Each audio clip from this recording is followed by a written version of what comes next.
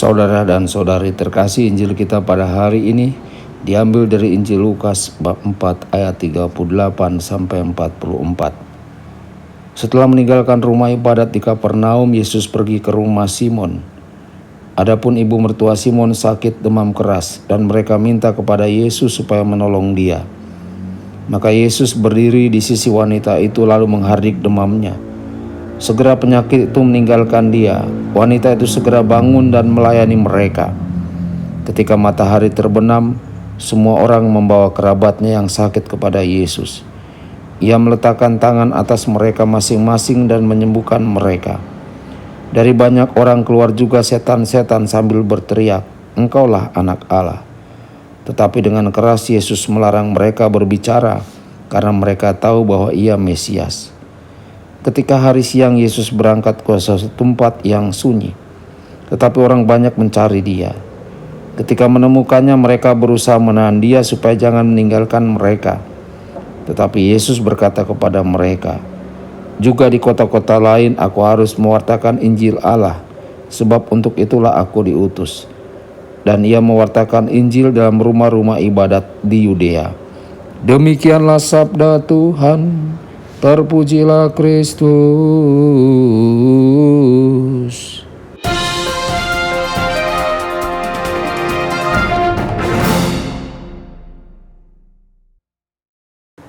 Saudara dan saudari terkasih dimanapun Anda berada, jumpa lagi dengan saya Romo Tedens dalam saluran Warta Kabar Sukacita.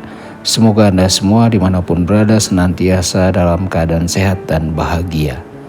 Saudara-saudari, ada fakta tertentu tentang penyembuhan dalam perikopa Injil hari ini. Tidak ada kata-kata khusus dari Yesus, tidak ada kata-kata terima kasih, tidak ada reaksi dari orang-orang pada saat itu. Seolah-olah Yesus secara sederhana dan rutin memasuki sebuah rumah dan membantu seorang wanita yang sangat sakit bangun dan turun dari tempat tidurnya. Bukan keajaiban khas yang menarik banyak perhatian orang. Sementara kita mengharapkan keajaiban yang telah lama ditunggu-tunggu itu dalam hidup kita. Kita mungkin mengabaikan salah satu dari penyembuhan yang sangat biasa yang sering ditawarkan Yesus kepada kita. Di alam rohani, mungkin pengakuan yang baik, menerima Yesus dalam Ekaristi, bimbingan rohani, atau pemeriksaan hati nurani secara teratur. Di alam fisik, mungkin hanya menjaga kesehatan kita dengan makan atau tidur dengan teratur dan sehat. Kita tidak perlu menuntut pengobatan khusus. Sebaliknya, kita harus menyadari bahwa Yesus telah mengarahkan pandangannya kepada kita. Saudara-saudari, perhatikanlah betapa cepatnya segala sesuatu terjadi dalam Injil hari ini. Yesus membantu ibu mertua Simon segera berdiri. Dia bekerja sama tanpa skeptisisme atau kata-kata protes. Dia percaya kepada Yesus. Kasih karunia-Nya efektif, obatnya lengkap dan seketika. Dia mengizinkan kita untuk berdiri sendiri dan melanjutkan tugas kita. Saudara-saudari, kita sangat baik dalam memohon kesembuhan kepada Yesus, namun sering diganggu ketika Dia mengirimkan tagihan kepada kita, yaitu untuk melayani sesama kita. Ibu mertua Simon segera mulai melayani Yesus yang telah memulihkannya kembali.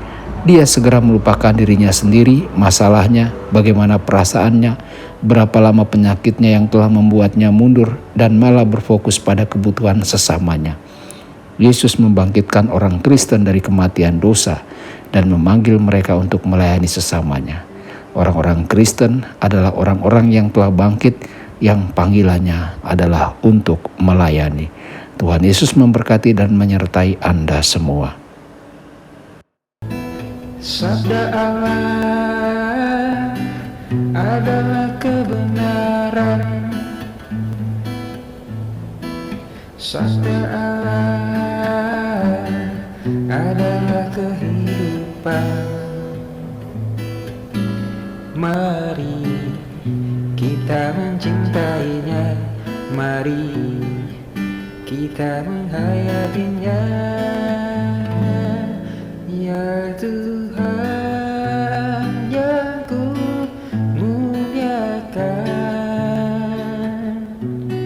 sabda-Mu angkat resahku.